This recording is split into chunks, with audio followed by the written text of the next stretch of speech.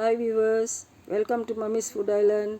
இன்றைக்கி நம்ம mango pudding எப்படி செய்யுதுன்னு பார்க்க போகிறோம். வாங்க, இதுக்கு தேவையான பொருட்கள் என்னென்னு பார்த்துடலாம். நான் 2 மாம்பழம் எடுத்திருக்கேன்.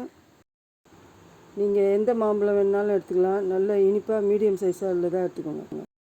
450 ml பால், காய்ச்சின பால். இது சுமாராக 1.5 டம்ளர் வரும். இதையும் எடுத்து வச்சுக்கோங்க. 2 சிட்டிகை உப்பு,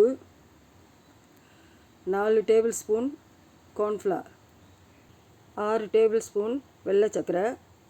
இப்போ நம்ம மாம்பழத்தை முதல்ல கட் பண்ணி அதை மிக்சியில் போட்டு அடித்து கூழாக்கிக்குவோம். இதே போல் 2 மாம்பழத்தையும் வெட்டி மிக்சியில் போட்டுக்கோங்க. இதை அரைச்சி இதை எடுத்து தனியாக வச்சுக்கோங்க. அது கூட அந்த 1 டம்ளர் பாலை முதல்ல ஊற்றி அதை மிக்சியில் திரும்பவும் அடித்து வச்சுக்கோங்க. இப்போ நம்ம இதை வேறு ஒரு பாத்திரத்துக்கு மாற்றிடுவோம். இப்போ இதை நம்ம அடுப்பில் வச்சு இதை நல்லா சூடாக்கி கொதிக்க வைக்கணும். இது நல்லா சூடாகட்டும். இதுக்கு இடையில் நம்ம மிச்சம் இருக்கிற அந்த 1/2 டம்ளர் பாலில் 4 டேபிள் ஸ்பூன் கார்ன்ஃப்ளவர் போட்டு நல்லா அதை கலக்கி ரெடி பண்ணி வச்சுக்கலாம். இப்போ மாம்பழம் நல்லா சூடு ஏறிக்கிட்டு இருக்கு. இதில் கொதி வர்ற வரைக்கும் நம்ம கலக்கி விட்டுக்கிட்டே இருக்கலாம். இப்போ கொதி வர ஆரம்பிச்சிச்சு.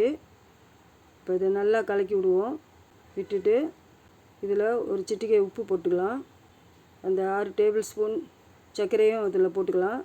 இப்போ இது எல்லாத்தையும் நல்லா கலக்கி விடலாம். இப்போ மாம்பழம் நல்லா கொதிச்சிக்கிட்டு இருக்கு. இப்போ நம்ம கலக்கி வச்சுருக்கிற அந்த கார்ன்ஃப்ளவரை இதை கொஞ்சம் கொஞ்சமாக கலந்துக்கலாம். இப்போ நம்ம வேகமாக கலக்கணும். நல்லா வேகமாக கலந்தால் தான் கட்டி முட்டி இல்லாமல் இருக்கும். இப்போ அதை நல்லா திக்காகிடுச்சு. இப்போ நம்ம இதை ஒரு பாத்திரத்தில் எடுத்து கொட்டிக்கலாம். இப்போ இந்த பாத்திரம் நல்லா ஃபுல்லாகிடுச்சு.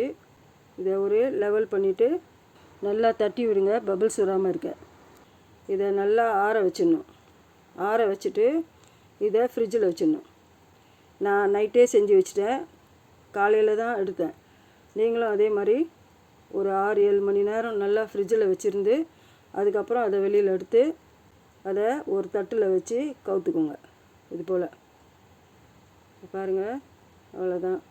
இப்போ நம்ம புட்டிங் ரெடி ஆயிடுச்சு. இது மேலே நான் டெக்கரேஷனுக்காக ஒரு செரியும் புதினாவும் வச்சுருக்கேன். இப்போ நம்ம இதை அழகாக வெட்டி எடுத்து சாப்பிட்லாம். பாருங்கள் எவ்வளோ ஸ்மூத்தாக எவ்வளோ நல்லா வந்திருக்கு. இதை நீங்கள் இப்படியே ஸ்பூனில் எடுத்து சாப்பிட்லாம். இல்லாட்டி போனால் உங்கள் விருப்பம் போல் கட் பண்ணியும் சாப்பிட்லாம். Okay, see you on my next video. Bye.